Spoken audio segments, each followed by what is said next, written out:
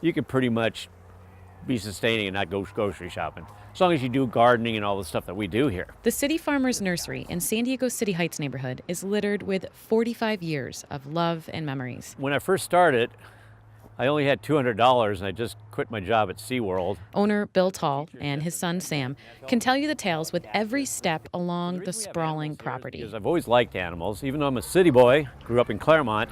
We grew up in a trailer, which was right next to the house. There's 5 people in a 3-bedroom? It was a 3-bedroom. Yeah, 3-bedroom trailer.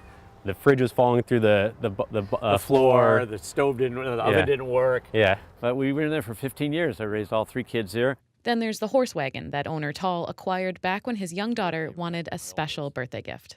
They wanted $200 for a pony ride, and I turned to my former wife and I said, we could buy a pony for $200. It ended up costing him $500, which is more than twice the money Tall used to launch the business in 1972, before he even graduated high school. Today, it sells scores of different flowers, trees, herbs, and the products to help them thrive, from beekeeping supplies to fountains. But back then, it all started with, well, I'll let him tell you. And I would get manure from the local dairies, and I would screen it. And then I'd go ahead and I would take the chunky stuff and put them in a flour sack from a Balboa bakery up the street here. I get all the old paper flour sacks and I put the chunky stuff in for roses and the fine stuff for lawns and gardens. He sold it on a plot owned by his late father, who inspired the name of the restaurant next door and Tall's entrepreneurial spirit. His little market he had next door, he would flag down a truck that had eggs and he'd buy eggs, flats of eggs, and we'd sell them.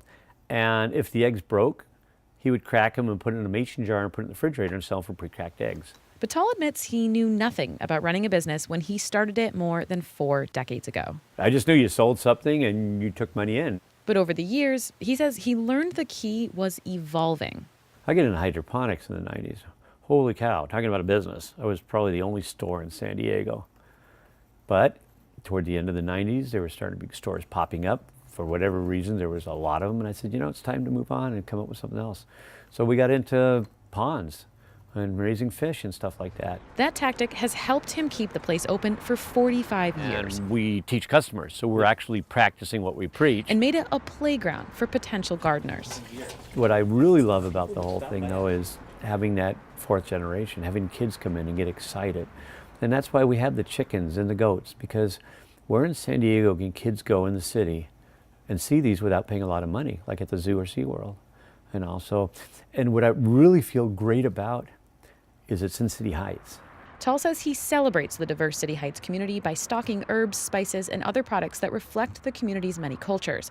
But he says he received a warning about operating a business in the low-income area. I had an advisor come from a group years and years ago because I wanted him to give me some ideas.